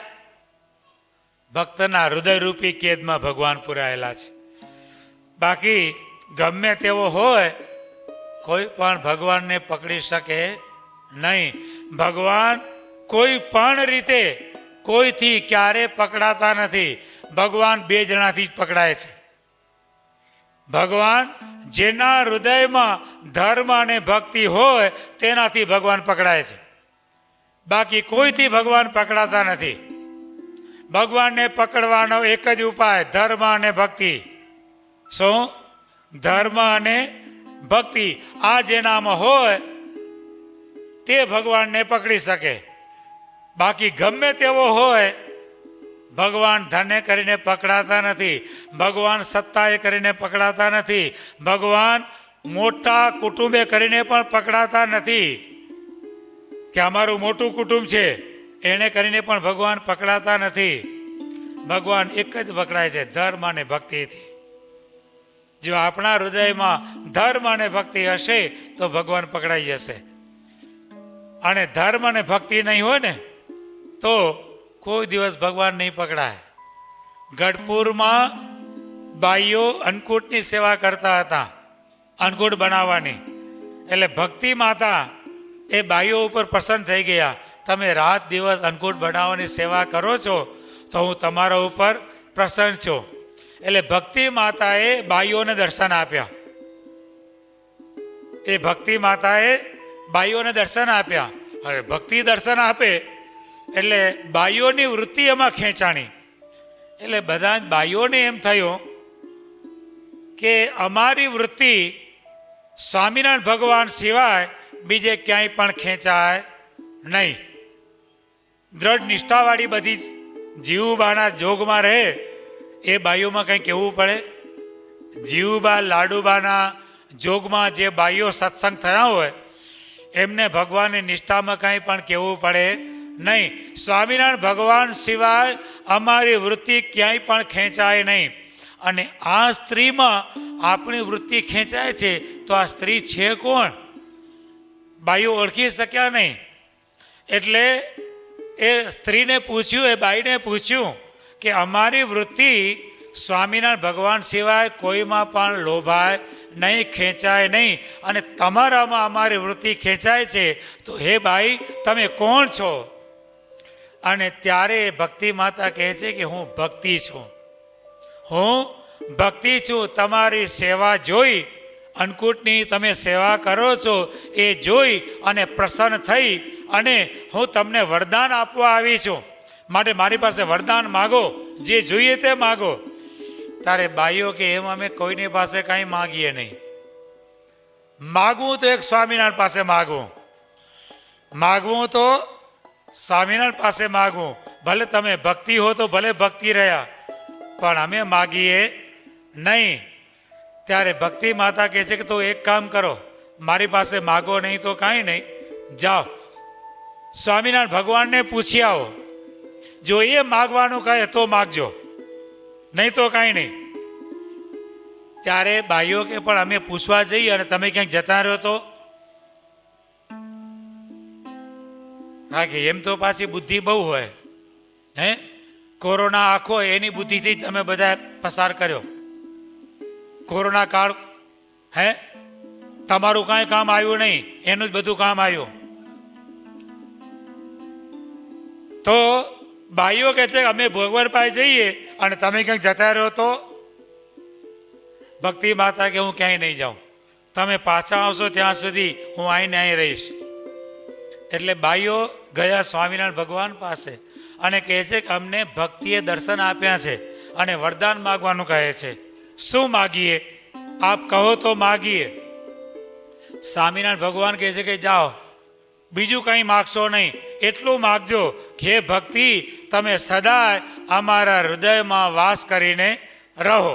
આટલું માગજો, બીજું કંઈ માગતા નહીં. બાઈઓ આવ્યા પાછા. ભક્તિ માતાને કહે છે કે સ્વામિનારાયણ ભગવાને આટલું માગવાનું કીધું છે એટલે તમારી પાસે એટલું જ માગીએ છીએ કે બીજું કંઈ અમારે જોઈતું નથી, પણ તમે સદાયને માટે અમારા હૃદયમાં વાસ કરીને રહો. ત્યારે ભક્તિ માતા કહે છે કે તમે માગ્યું તો ખરું, પણ હું પતિવ્રતા નારી છું, હું પતિવ્રતા સ્ત્રી છું. મારો પતિ ન હોય તો મારાથી રહેવાય નહીં. એટલે જો તમે મારા પતિને રાખશો તો વગર કીધે તમારા હૃદયમાં રહીશ. તો કે તમારા પતિ કોણ? તો કે મારો પતિ ધર્મ, મારો પતિ ધર્મ. જો ધર્મને રાખશો તો હું તમારા હૃદયમાં રહીશ, અને ધર્મ અને ભક્તિ અમે બે તમારા હૃદયમાં આવશું તો ઘનશ્યામ તો અમારા દીકરા છે, ઘનશ્યામ તો અમારા દીકરા છે. વગર કીધે તમારા હૃદયમાં એ આવી જ જવાના છે. એટલે ધર્મ અને ભક્તિ જો હૃદયમાં હોય તો જ ભગવાન હૃદયમાં કેદ થાય. બાકી ગમે તેવો હોય. સુબો કહે છે કે હું ભગવાનને કેદ કરી લઈશ. વજીબા કહે છે કે ભગવાન એમ કોઈના કેદમાં આવે એમ નથી. એ પહેલાં એમને કેદ કર્યા પહેલાં તમે કેદ ન થઈ જાઓ એ જાળવજો. સુબા સાક્ષાત ભગવાનનો દ્રોહ કરવા માંડ્યા છો, પણ યમપુરીમાં યમનો માર ખાતા ખાતા તોબા પુકારી જશો અને ત્યારે પેટ ભરીને પસ્તાશો. ત્યારે સુબો કહે છે કે યમનો માર તો હું ખાઈ લઈશ, પણ એ સાથે એ પણ સાંભળી લે કે ભાઈ તારા ઘરની સામે જે પીપળો છે એની બાજુમાં કૂવો છે. પીપળાનું ઝાડ છે. પીપળો વિષ્ણુનું સ્વરૂપ કહેલો છે. પરોક્ષમાં બધા એને પૂજતા હોય છે. એટલે પીપળો છે એની બાજુમાં કૂવો છે અને કૂવાની પાછળ તુલસી ક્યારો છે. જો તારા સ્વામિનારાયણ ભગવાન સાચા હોય તો પીપળો ખસેડી તુલસી ક્યારાના ઓટલાને અડાડી કૂવાથી દૂર કરે અને તુલસી ક્યારાને અને પીપળાની પ્રદક્ષિણા થાય એવું કરી આપે તો તારા ભગવાન સાચા. આટલું કહી ત્યારે વજીબા કહે છે કે સુબા મારા ભગવાન તો બધું કરવા સમર્થ છે. પૃથ્વી વધે? પૃથ્વી કોઈ દિવસ વધે? પણ ભગવાનને વધારવી હોય તો ભગવાનને વધારવી હોય તો વધી જાય ને. એટલે આપણી આ જ પૃથ્વી છે એને એ જ છે ને. પેલું મંદિર હતું ત્યારે જગ્યા નાની લાગતી હતી ને, અને અત્યારે પેલી બાજુનો મોટો ચોક ને આ બાજુનો મોટો ચોક કેવી વધી ગઈ. આ સ્વામિનારાયણ બાપા સાંઈ બાપા બિરાજ્યા, પૃથ્વી વધારી દીધી ને. આવો હવાના પોરમાં વોકિંગ કરવા બધા અહીંયા મંગળા આરતીમાં આવો, ભગવાનના દર્શન કરો અને કરો વોકિંગ જેટલું કરવું હોય એટલું. બીજે જ્યાં ત્યાં વોકિંગ કરવા જાઓ, આ સરસ મજાની એ ખુશ્બુ હવા, બે બાજુ નદી, ખુશનુમા વાતાવરણ. શરીર તંદુરસ્તી સારી રાખવી હોય, આ ધુંધાડા બધા ઘટાડવા હોય તો સવારે આવી જાઓ. મંગળા આરતીમાં આવવાનું, વેલા ઉઠવાની ટેવ પાડો ને ધુંધાડા ઘટી જાય. કારણ કે ઓલી વેલા ઉઠવાની ચિંતા હોય. શું હોય? વેલા ઉઠવાની ચિંતા હોય એટલે ઓટોમેટિક ઓછું થઈ જાય. મારે શરીર ઘટાડવું છે એમ ન ઘટે. સમજ્યા? 5:30 ઉઠી અને ભગવાનની મંગળા આરતીમાં આવો. હા, એવું કોઈ માનશો નહીં કે આપણે પૂજા કરીને જ બંગલામાં જવાય, એવું નથી. સમજ્યા? એટલે આવા કોઈ બ્રહ્મ હો અને તમને બધા જ ભક્તોને ભગવાનના મંગળા આરતીના દર્શન તો કરવાની ઈચ્છા ઘણી હોય, પણ એક આવું મગજમાં ભરાઈ ગયું હોય કે નાયા ધોયા પૂજા કર્યા વિના મંગળા આરતીમાં જવાય નહીં, તો એ વાત ખોટી છે. સમજ્યા? જેવા જાગો ને મોઢું ધોઈ કોગળા કરી બ્રશ ન કરતા, હાલો ને તમને છૂટી, બ્રશ ન કરતા સીધા પથારીમાંથી ઉઠી મોઢું જરાક ધોઈ નાખજો, કોગળા કરી નાખજો અને આવતા રહેજો મંગળામાં. જોઈએ કાલે કેટલા આવે છે. મંગળામાં અવાય અવાય. મંગળા આરતીમાં તમે સીધા પથારીમાંથી ઉઠો, મોઢું ધોઈ નાખો, કોગળા કરી નાખો અને આવો મંગળા આરતીમાં. મંગળા આરતીના દર્શન કરી ભાઈઓ બધા આવજો. મંગળા આરતીના દર્શન કરી અને પછી ઘરે જઈ અને બ્રશ ને નાવું ને પૂજા બધું કર્યા કરજો. 100 શણગાર બરાબર 1 મંગળા. શું? 100 શણગાર આરતીના દર્શન કરો અને 1 મંગળા આરતીના દર્શન કરો તો પણ મંગળા આરતીના દર્શનનું ફળ વધી જાય. આવો મંગળા આરતીનો મહિમા છે. સમજ્યા? એટલે મંગળા આરતી એ તો બધું બહુ મોટા ભાગ્યશાળી. હવાના પોરમાં પહેલા જ ઉઠી અને ભગવાનના દર્શન કરવાનું ભાગ્ય કોને હોય? હવાના પોરમાં પહેલા ઉઠીને બીજા કોઈકના મોઢા જોવા અને પછી દાડે કે આજે આનું મોઢું જોયું અને મારો દાડો બગડ્યો. એટલે એના કરતાં આવતો રહે ને હવાના પોરમાં ભગવાનનું મોઢું જોવા, આખો દાડો સુધરી જશે. એટલે કોઈકનું મોઢું હવાના પોરમાં જોવું અને પછી પાછો સંકલ્પ કરે, વિચાર કેવા કરે, એટલે આજે કોનું મોઢું જોવાઈ ગયું હતું? આ ઓલાનું મોઢું આજે જોવાઈ ગયું તો માટે મારો દાડો બગડ્યો. એના કરતા ઉઠો હવાના પોરમાં. હવે ક્યાં દૂર છે અને બધા પાસે ભૂર છે. અને બધા એને સંભળાય છે. સંભળાય ને. સવારે જેવું પૂજારી મહારાજ પુરુષોત્તમ રૂપ ચાલુ કરે એટલે બધી બાજુ અવાજ આવે છે ને. બધી બાજુ અવાજ આવે છે. તો પુરુષોત્તમ રૂપ શરૂ થાય એનો અવાજ સાંભળીને તમે ઉઠો ને તોય મંગળ આરતીમાં પહોંચી આવો. આવી જવાય કે નહીં? પછી ઘોઘંબામાં રહેતા હો કે પાલીમાં રહેતા હો, પુરુષોત્તમ રૂપ શરૂ થયું 20 મિનિટ થાય છે, બરોબર. હવે એ સાંભળીને તમે ઉઠો, મોઢું બોઢું ધુઓ, અથવા તો તમને બ્રશ કરવો હોય તો બ્રશ કરી લો, બ્રશ ન કરવો હોય તો ખાલી કોગળા કરવા હોય તો કોગળા કરી લો, મોઢું ધોઈ લો. અને નાઇટ લુંગી પહેરી હોય એના બદલે એક, તમને ક્યાં વાર લાગે ચડાવતા? અમારે ધોતું પહેરતા વાર લાગે. તમારે ક્યાં ચેણો ચડાવવામાં વાર લાગે? વાર લાગે? આ ચડાવ્યું ને નાડું બાંધ્યું ત્યાં હાલતા, અને હાલતે હાલતે નાડું બાંધો તો બંધાઈ જાય. પણ મંગળામાં આવવું ને બહુ જ મોટી વાત છે. હવાના પોરમાં ભગવાનના દર્શન થાય. અને સાંઈ બાપા જુઓ તો ખરા કેવી મંગળા આરતી. સાંઈ બાપા મંગળા આરતીમાં છેલ્લે શું કહે છે?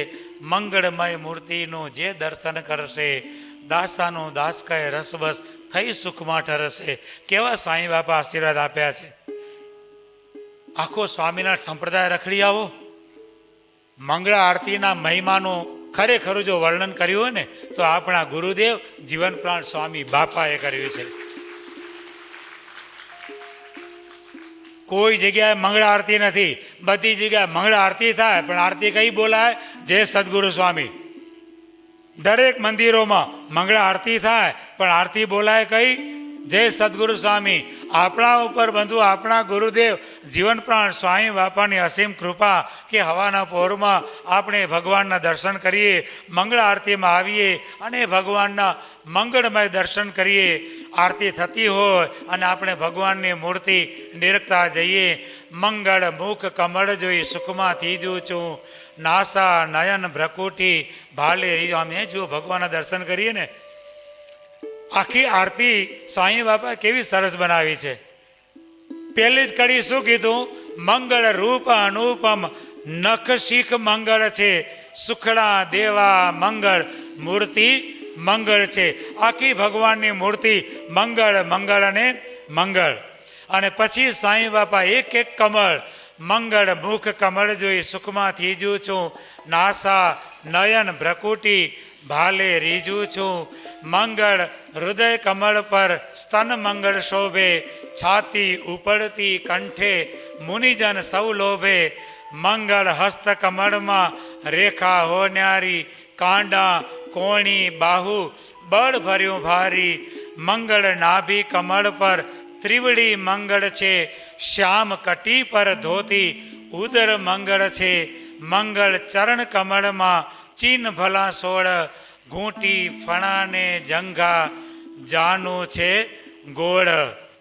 મંગળમય મૂર્તિનું જે દર્શન કરશે દાસાનું દાસ કહે રસબસ થઈ સુખમાં ઠરશે. આવી મંગળમય મૂર્તિનું બાપા છેલ્લે આશીર્વાદ આપે કે જે ભક્ત મંગળ આરતીમાં આવી મંગળમય મૂર્તિનું દર્શન કરશે ને એ બાપા કે આ ને આ જન્મે ભગવાનની મૂર્તિમાં રસબસ થઈ જશે. આવા ભગવાનના મંગળમય દર્શન, એવી મંગળમય મૂર્તિના દર્શન કરીએ સવારના પોરમાં, પછી દિવસ બગડે ખરો?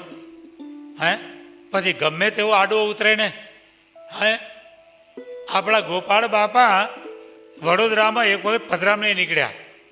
ત્યાં રસ્તામાં જેવા મંદિરમાંથી બહાર નીકળ્યા એવી તરત જ એક બિલાડી ઉંદરને મોઢામાં લઈને આમ આડી ઉતરી.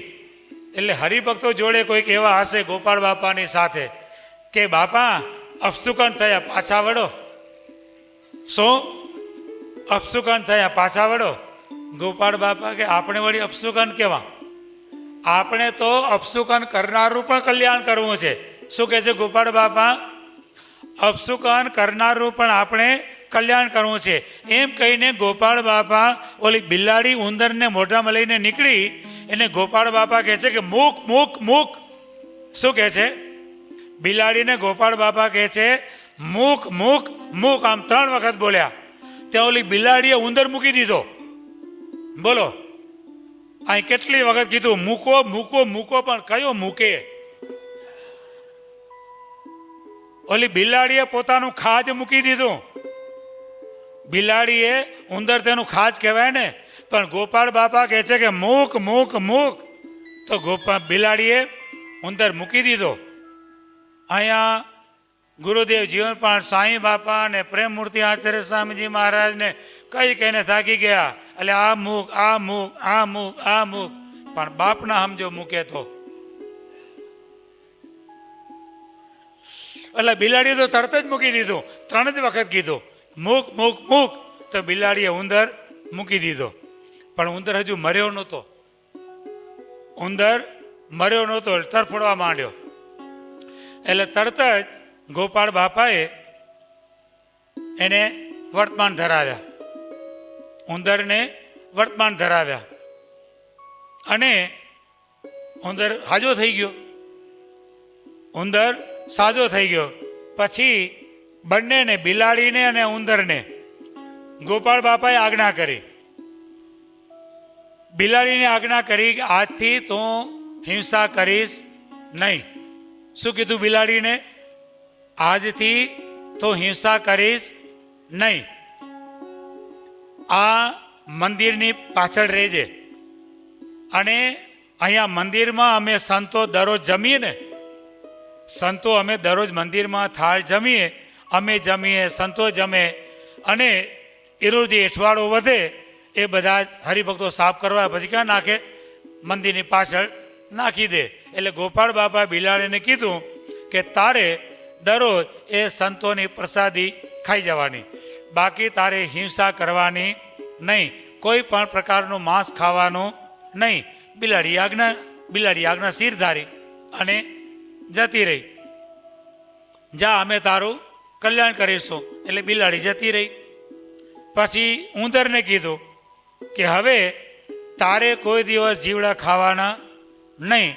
તું આ શિવજીનું મંદિર છે ને એમાં રહેજે, અને લોકો શિવની પૂજા કરવા આવે ને ચોખા ચડાવે, એ ચોખા બધા તું ખાજે અને મંદિરમાં રહેજે. તારું પણ અમે કલ્યાણ કરીશું. બે હવોને માર્ગે જતા રહ્યા. પછી ભક્તોએ પૂછ્યું કે ગોપાળ બાપા, બિલાડીને તમે કીધું કે તું 2 વર્ષ જીવજે, અને ઉંદરને કીધું તું 1.5 વર્ષ જીવજે, પછી એ 2 જણા ક્યાં જશે? પછી એ 2 જણા ક્યાં જશે? ત્યારે ગોપાળ બાપા કહે છે જે ઉંદર છે એ ગઢપુરમાં પુરુષોત્તમ કડિયાને ત્યાં દીકરો થશે. જે ઉંદર છે એ ગઢપુરમાં પુરુષોત્તમ કડિયાને ત્યાં દીકરો થશે, અને ત્યાં ભગવાન જોગ સમાગમ થશે, એનું કલ્યાણ થશે. અને બિલાડી છે એ ગઢપુરમાં લખુ કંદોઈ છે એની દીકરી થશે. ગઢપુરમાં લખો કંદોઈની દીકરી થશે, અને ત્યાં ભગવાનનું ભજન કરશે અને એનું કલ્યાણ થશે. આપણે વળી અપશુકન કેવા હે? અલ્યા કંઈ એવું લાગે ને તો પણ સ્વામિનારાયણ બાપા, સ્વામી બાપા, સ્વામિનારાયણ બાપા, સ્વામી બાપા, ઓમ શ્રી સ્વામિનારાયણ બાપા, સ્વામી બાપા ભગવતે નમઃ, ઓમ શ્રી સ્વામિનારાયણ બાપા, સ્વામી બાપા ભગવતે નમઃ. જેવો તમારો ટાઈમ 11 વખત 25 વખત તમને લાગે કે આપશુકન જેવું લાગે છે, ત્યાં ઊભા રહી જાઓ, સ્વામિનારાયણ બાપાનું ધ્યાન કરો, અને 11 વખત 25 વખત જેવો ટાઈમ હોય મંત્રનો જાપ કરો અને આગળ હાલો. કોની તાકાત છે આપણને અપશુકન કરી શકે? સ્વામિનારાયણ ગાદીના બાળકો છીએ. આવીએ કે કોઈ આમો આલા કાળી 14ની દિવસે રાત્રે એમ કહે ને કે જા સ્મશાનમાં, તો કાળી 14ના દાડે રાત્રે અડધી રાત્રે પણ સ્વામિનારાયણ ગાદી વાળો સ્મશાનમાં જઈને ઊભો રહે, અને સામેથી બોલાવે, આવો જેને આવવું હોય મારી પાસે, ભૂત પ્રેત પિશાચ ડાકીની શાકીની જેને આવવું હોય આવો મારી પાસે, હું તમારું કલ્યાણ કરું. આ આપણી ખુમારી હોવી જોઈએ. પણ ક્યારે આવી ખુમારી આવે? જેમ આગળ કીધું એમ ધર્મ, ભક્તિ અને ભગવાન માય બિહાર્યા હોય તો. પછી ધર્મમાં અને ભક્તિમાં પોલમ પોલો હોય તો બા એમાં જો પોલો હોય તો એમની પાસે આવી જાય, સમજ્યા? પણ જો એની દ્રઢતા હોય, ધર્મ, ભક્તિ અને ભગવાન ત્રણેયને દ્રઢ કરીને હૃદયમાં પધરાવ્યા હોય ને તો એને આવી ખુમારી હોય. એમ વજીબા પણ પેલા સુબાને આવી ખુમારીથી જવાબ આપ્યો કે તારાથી થાય તે કરી લેજે, પણ મારા સ્વામિનારાયણને કોઈ પણ કાંઈ કરી શકશે નહીં.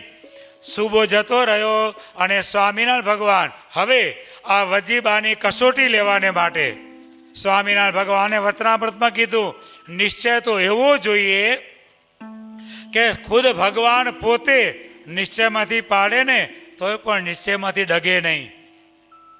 એવો પાકો નિશ્ચય જોઈએ, નિશ્ચયની દ્રઢતા આવી જોઈએ.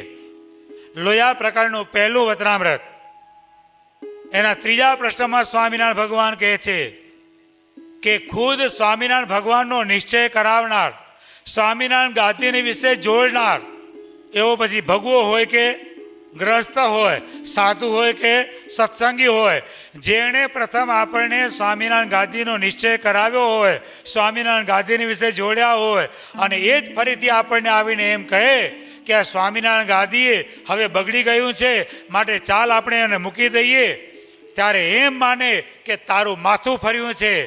પણ મને જે સ્વામી બાપા મળ્યા છે, મને જે સ્વામિનારાયણ ગાદી મળી છે એમાંથી હું ડગું નહીં. આવો નિશ્ચય જોઈએ.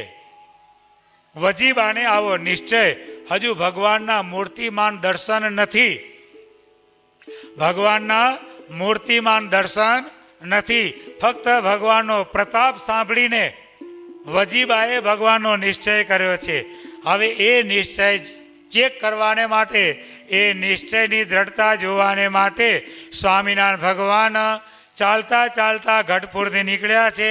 વિસનગર જવું છે અને રસ્તામાં વિજાપુરમાં વજીબાને ત્યાં પધાર્યા અને વજીબાને ત્યાં પધારી અને ભગવાન વજીબાને ઘરે જ ઉતર્યા અને ત્યાં આવીને ભગવાને વજીબાને પૂછ્યું, ઇત્યાસ પૃષ્ઠાસ્ત ઉચ્ચુસ્તમ વિજાયા વિદ્યતે ગૃહમ સ્વામી નારાયણી આસ્યા કિંતુ જાતાસ્તિ સાપ્રદમ સ્વામી નારાયણેભ્યો ભિન્નાન સા વિતરાગિણ સ્વીયાગારમ સમાયાતન દૂરમ નિસારેત્યરત એવ મુક્તો હરિપ્રીતો વર્ણિનામ તદ્ગૃહમ યયૌ પ્રોચે તૈત્રો શુભે યાવામ વાસાય તીર્થચારિણમ નિશમ્ય તદ્વચો વિદ્યા તત્ક્ષણમ યભાષયત અન્યત્ર ગચ્છતમ નાસ્તિ કિંચિત યુષ્મત્કૃતે તુત્રત્ર તદા શ્રુતા બહો નિત્યમ દંભીનો વેશધારિણ આયાન્ત્યસ્મિન પુરે પ્રાર્થ સાયમ લોક પ્રતારકા સ્વામી નારાયણમ સાક્ષાત દાશ્રિતામ ભજે નિશમ પ્રાર્દુર્ભૂતમિ જીવાનામ શ્રેયસે પુરુષોત્તમ. ગોપાળ બાપા કહે છે કે સ્વામિનારાયણ ભગવાન વિજયબાના નિશ્ચય, વજીબાના નિશ્ચયની કસોટી કરવા પધાર્યા. વિજાપુર ગામમાં પ્રવેશ કરતા પહેલા મૂળજી બ્રહ્મચારીને ભગવાન કહે છે, હું ગમે તેવું ચરિત્ર કરું ને તમારે કંઈ પણ બોલવાનું નહીં. બ્રહ્મચારી કે ભલે મહારાજ, જેવી તમારી આજ્ઞા. અને બંને જણા વૈરાગી બાવા બની ગયા. સ્વામિનારાયણ ભગવાને પોતે અને બ્રહ્મચારી બંને જણા વેશ કરી લીધો. કેવો? વૈરાગી બાવાનો. કંઠમાં માળાઓ લટકાવી દીધી ને જટા વધારી દીધી ને ભગવાનને કંઈ વાર લાગે તરત થઈ જાય બધું. અને બંને વૈરાગી બાવા બની ગયા અને બમ બમ બોલે થઈ ગયું. અલખ નિરંજન કરી દીધું ચાલુ. અને આમ કરતા કરતા વિજાપુરમાં પ્રવેશ્યા અને રસ્તામાં પ્રવેશ કરતા કોઈ ગામના માણસને પૂછ્યું, ભાઈ અહીંયા ક્યાંય કોઈ ઉતારો આપે એવું છે? ત્યારે ગામવાળાએ કીધું કે પહેલાં તો વજીબા તમારા જેવા બધા બાવાઓનો ઉતારો આપતા, પણ જ્યારથી વજીબાને સ્વામિનારાયણનો પ્રતાપ સંભળાણો છે ત્યારથી તમારા જેવા બાવાઓને એ ઉતરવા દેશે નહીં. મહારાજ કે કાંઈ વાંધો નહીં, ના દે તો કાંઈ નહીં, જઈએ તો ખરા. એટલે એમ કરીને સ્વામિનારાયણ ભગવાન વજીબાને ત્યાં પધાર્યા અને વજીબાની પાસે આવીને કહે છે કે અહીંયા અમારે રાત્રિ રોકાણ કરવું છે, તો ઉતારો મળશે ખરો? ત્યારે તેના વચન સાંભળીને વજીબા તત્ક્ષણ કહેવા માંડ્યા, તમારા જેવા તો કેટલાય વૈરાગ્યો રખડતા રખડતા આવે છે, એને અહીંયા ઉતારાની જગ્યા નથી. જાઓ ગામમાં ગમે ત્યાં પડી રહો અને માગી ખાઓ, અહીંયા મારી પાસે નહીં. ત્યારે સ્વામિનારાયણ ભગવાન કહે છે કે વજીબા, અમારા જેવા કોઈ આવ્યા નથી, અમારા જેવા કોઈ આવ્યા નથી. વજીબા કે તમારા કરતાં કેવાય જાડા જાડા ઊંચા ઊંચા આવ્યા છે, મારે ત્યાં નહીં મળે, અહીંથી જતા રહ્યો. વજીબાને અને ભગવાનને આ સંવાદ ચાલે છે. ખુદ ભગવાન પોતે પણ નિશ્ચયમાંથી પાડવાનું કરે ને તો પણ બંધુઓ સ્વામિનારાયણ ગાદીના નિશ્ચયમાંથી પડાય નહીં. ત્યારે ખરેખર નિશ્ચય થયો કહેવાય. આ તો જરાક આપણું માન મરડાય કે જરાક આપણું ધાર્યું ન થાય એટલે આ હાલ્યા ખભે નાખ્યો કેસ અને હાલ્યા આવજો, તો નિશ્ચય નથી. સત્સંગમાં મહારાજ કે ગમે તેવું અપમાન થાય, સત્સંગમાં ગમે તેવું અપમાન થાય. લોયા પ્રકારનું છઠ્ઠું વચનામૃત વાંચો, વચનામૃત તો વાંચો. લોયા પ્રકારનું છઠ્ઠું વચનામૃત 13મો પ્રશ્ન છે. ખુદ સ્વામિનારાયણ ભગવાને પોતે પ્રશ્ન પૂછ્યો, કીએ ઠેકાણે હેત રાખવું અને કીએ ઠેકાણે હેત ન રાખવું. એનો ઉત્તર પરમહંસતે ન થયો. એટલે શ્રીજી મહારાજે ઉત્તર પોતે કર્યો કે અમે સર્વે સંતને સાધારણપણે કહેતા હોઈએ, જે બુરાણપુર તથા કાશીએ કોણ જશે?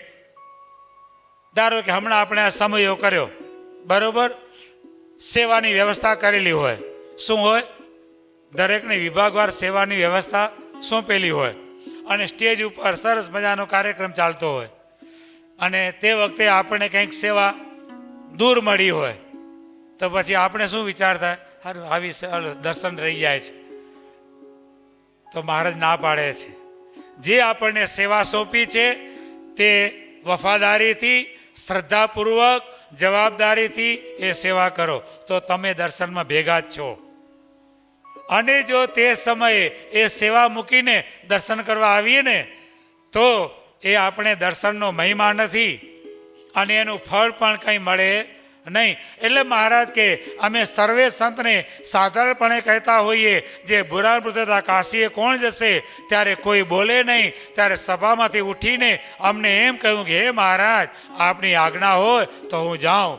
એમ કહીને અમારી આજ્ઞા લઈને ત્યાં જવું, પણ એવે ઠેકાણે અમારા દર્શન આદિકમાં હેત રાખવું નહીં. કીએ ઠેકાણે હેત રાખવું ને કીએ ઠેકાણે ન રાખવું. તો અહીંયા હેત નહીં રાખવાનું. જે જગ્યાએ જે સેવા સોંપાય તે જગ્યાએ વફાદારીથી, જવાબદારીથી તે સેવા કરવી. હવે આગળ મહારાજ કહે છે, અમે તથા સંત કચવાણા હોઈએ, ખીજાળા હોઈએ બરોબરના, અને વઢીને તિરસ્કાર કરીને બહાર કાઢી મૂક્યો હોય, વઢીને તિરસ્કાર કરીને બહાર કાઢી મૂક્યો હોય અને ગેટની બહાર જઈ અને એકલો બેઠો બેઠો શોકે કરીને રોતો હોય અને એવા સમયમાં કોઈ એકણમલ વિમુખ, સ્વામિનારાયણ ગાદીથી વિમુખ હોય અથવા તો બીજા કોઈ સંપ્રદાયનો હોય અને એ આવીને આપણે એમ કહેવા માંડે છે, કંઈ તારી કિંમત, આ વર્ષોથી અહીં સેવા કરે છે, લે કાઢી મૂક્યો તને, હાલ અમારે ત્યાં તને પ્રમુખ બનાવી દઈશું, તને આમ કરી દઈશું.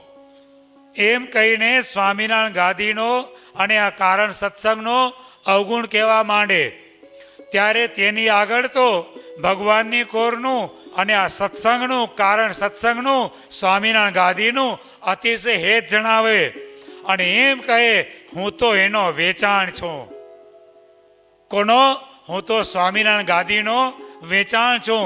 એ તો મારા શરીરના કટકે કકડા કરી નાખે ને તો પણ મને એનો અવગુણ આવે નહીં, કારણ કે સ્વામી બાપા તો મારા કલ્યાણના કરતલ છે.